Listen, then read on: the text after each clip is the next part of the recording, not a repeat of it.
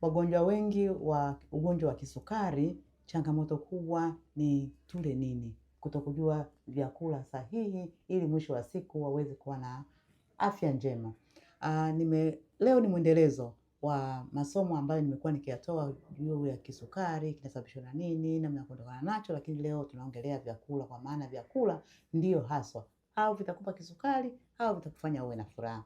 Nimesema haya ni Dr. Praxedda Makanshu ambaye ni mtabibu kutumia tiba lishe na tiba asilia, kwa maana ya kwamba inawezekana kuishi bila magonjwa pale utakapoweza kujua kwamba ni nini hasa kinasababisha ugonjwa niliokuwa nao.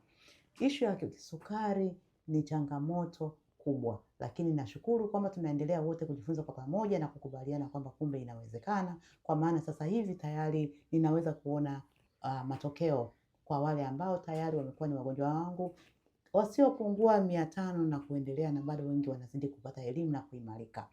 Changamoto kuu ya vyakula ni kwa sababu ya kutokuelewa ule nini. Kuna misconception kubwa juu ya ni chakula gani sahihi, ni kinaliwa wakati gani, lakini kwa ajili ya nini. Tukiongelea makundi makubwa ya vyakula, tuna vyakula vya wanga, tuna vyakula vya protein. Lakini kumbe vyakula vya wanga sio kwamba ni vyote vina tatizo na vitakupelekea sukari yako kuspike. Ukiona sukari yako inazidi kupanda ni kwa sababu una vitu ambavyo au kongosho yako inashindwa kuzalisha insulin au inazalisha lakini seli za mwili wako hazichukui. Ni nini kinasababisha? Ni nini kinapelekea? Ishu ya vyakula tukiongelea wanga. Wanga ambao ni nature made. Wanga ambao mwili una uwezo wa kuprocess. Wanga ambao chakula kina nyuzi nyuzi, kwa sababu ukila chakula ambacho ni cha wanga lakini kina nyuzi nyuzi unasababishia mwili kuweza sasa kuchukua ile sukari ya kwenye chakula hicho kwa utaratibu, kwa sababu tayari kuna nyuzi ambazo zinafanya sukari isichukuliwe kwa mara moja ile pap. Vyakula vya kisasa, wanga wa kisasa ambao ni man made, sukari kwa sababu havina nyuzi nyuzi, vinapelekea ukila sukari inapanda mara moja pap na kurudi chini pap. Matokeo yake unajikuta ni on and off, on and off, up and down, up and down. Matokeo yake unajikuta una kisukari. Lakini pia bado kuna vyakula ambavyo vinasababishwa au vinatokana na mazao ya wanyama. Hii ni jambo ambalo tumekuwa tunashindwa kulielewa kivipi. Hii inakuja pale ambapo vyakula vya wanyama ambavyo utavila in excessive, kwa maana watu wengi tunakula sana mazao ya wanyama in excessive, asubuhi, mchana, jioni, here and there. Kumbe ile inafanyaje? Inapelekea inafanya mwili kujenga zile toxic mucus. Zile mucus ambazo zinakuwa kama ni barrier. Ni barrier kivipi? Ni barrier kwa maana kwamba utakapokula zile mazao ya wanyama itapelekea zile mucus kufanya nini? Kuota. Zile mucus zikiota manake au zitakaa mbele ya seli au zitakaa kwenye kongosho. Matokeo yake kongosho yawezekana imezalisha homoni ya insulin, lakini kwa sababu iko shield, iko kwenye umbrella ya hizo mucus, itashindwa ile insulin itashindwa kuingia kwenye damu, na matokeo yake utajikuta insulin resistance iko pale. Au kweli kongosho imezalisha, lakini kwa sababu damu insulin ilivyoingia kwenye damu imeshindwa sasa ile sukari kutoka kwenye damu kuingia kwenye seli, kwa sababu tayari kuna kizuizi. Kukishakuwa kuna kizuizi tayari wewe utajikuta tayari damu yako ina sukari nyingi. Kumbe basi lazima kila kitu tule kwa kiasi, lakini wakati huo lazima tujue ni nini tunakula na ni kwa nini tunakula, kwa sababu wagonjwa wengi wa kisukari lazima ujue kwamba mimi nina excessive sugar ambayo imekuwa stored kwenye mwili. Yaani nina sukari nyingi ambayo imejihifadhi kwenye mwili. Kumbe cha kufanya cha kwanza, lazima usafishe huo mwili. Lazima uruhusu mwili kuanza kutumia akiba ambayo iko huko ndani. Hiyo itawezekanaje? Itawezekana kwa kufunga, itawezekana kwa kupunguza idadi ya milo. Alafu baada ukishafanya hivyo, lazima usafishe, kwa sababu pale ambapo sukari imekuwepo katika mazingira ambayo hayatakiwi kwenye damu ambayo imekuwa ni excessive tayari, kwa sababu ukumbuke viungo vinategemeana. Lazima sukari yako ndio inategemea, mwili unaitegemea ili kuzalisha nguvu, inategemea kwamba akili iweze kufanya kazi, inategemea kwenye misuli yako uweze kukimbia kufanya hiki na kile. So ukishajikuta kwamba una excessive sugar tayari umeshageuza, imeshakuwa ni sumu kwenye mwili wako. Unatoaje hizo sumu? Lazima utasafisha mwili wako, lazima utatumia herbs sahihi, lazima utakula vyakula sahihi.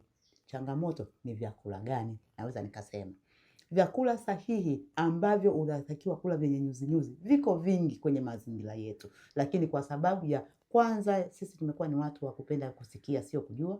Tumependa kuangalia vyakula vinavyopikwa kwenye mapishi kwenye TV ambavyo vyakula vya asili havionyeshwi, ni vyakula vya kisasa. Kumbe ni vyakula gani? Kuna mtama mweupe, kuna uwele, kuna magimbi, kuna maboga, kuna ndizi bokoboko, kuna mchele mweusi, kuna quinoa, kuna kuna yale maboga ambayo yanayotambaa. Achilia haya maboga makubwa ya chini, kuna maboga ambayo yanatambaa ambapo kila mkoa una jina lake. Wayani kuna yale wanaita amasoma. Kuna yale wanaita maboga lakini sio yale ya chini, yale ambayo yana miba yanatambaa juu. Lakini watu wa kusini wana ming'oko. Kitendo cha kusema kwetu hakuna chakula hiki, hiyo sio sababu ya kufanya usiri, because watu wengi hata hapa nimevaa nguo ambayo haijatengenezwa Tanzania, pengine material nimeshona Tanzania, kitambaa kimetoka nje. Kwa nini wewe unashinda kupata chakula ambacho kiko katika dunia hii? Kama wewe unaishi kwenye dunia hii, uwezekano wewe kupata chochote ili mradi unakijua na unakitaka ni wewe kuchukua uamuzi. Nimemaliza kusema vyakula hivyo, lakini bado kuna njegere, bado kuna choroko, bado kuna dengu, bado kuna uyoga kipindi cha msimu, bado kuna vyakula ni plenty, kwa sababu mwili ukumbuke haujui kwamba hili ni tunda, haujui kwamba haya ni maji. Mwili unajua ni chakula. Ukiupa mwili wako maji safi na salama, tayari wewe utasema umepata chakula. Ukiupa tunda ambalo, kwa mfano, watu wenye kisukari wa matunda mengi ambayo yana sukari, sio idea nzuri kuyala, kwa sababu tayari unajua una sukari. Sasa unaongeza sukari nyingine kwa ajili ya nini? Lakini kuna matunda ambayo yana sukari ambayo kwanza ni ndogo, lakini yana nyuzi kama parachichi. Kula parachichi. Papai lina sukari lakini na nyuzi. Kwa hiyo sukari yake haichukuliwi kwa haraka kama ambavyo utakula matunda mengine ambayo kama matikiti maji, hivi matunda ambayo kwanza ni man made, lakini pia unaweza ukaona namna, wote ni mashahidi. Kuna namna ambavyo vilimo vya sasa hivi tunaviona. Kile kilimo cha kwamba mazao yakue haraka kwa muda mfupi, mazao makubwa yatakwenda kufanya hormones za kwako zishinde kufanya kazi. Na matokeo yake mwili hormones zake zikishakuwa out of balance, kila kitu kitakwenda mlama. Anza kutengeneza green juices. Green juice kutoka kwenye majani ambayo ni edible.